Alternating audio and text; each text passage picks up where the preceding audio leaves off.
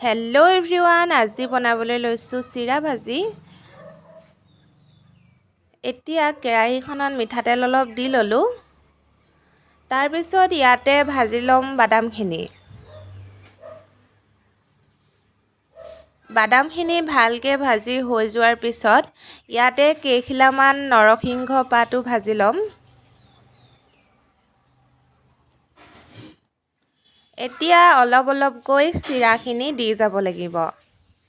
অলপ অলপকৈ চিৰাখিনি ভাজি যাব লাগিব এতিয়া। আপোনালোকে বাৰু চিৰা ভাজি এনেকৈ বনাই খাইছেনে? কেতিয়াবা বনাই খাই চাবচোন, বৰ ভাল লাগে। এতিয়া নৰসিংহ পাতকেইডাল এনেকৈ ভাঙি ল'লোঁ।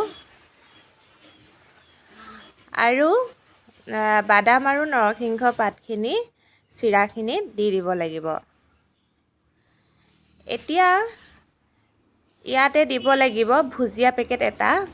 আপোনালোকে আৰু যদি কিবা এড কৰোঁ বুলি ভাবে চানা পেকেট তেন্তে এড কৰিব পাৰিব।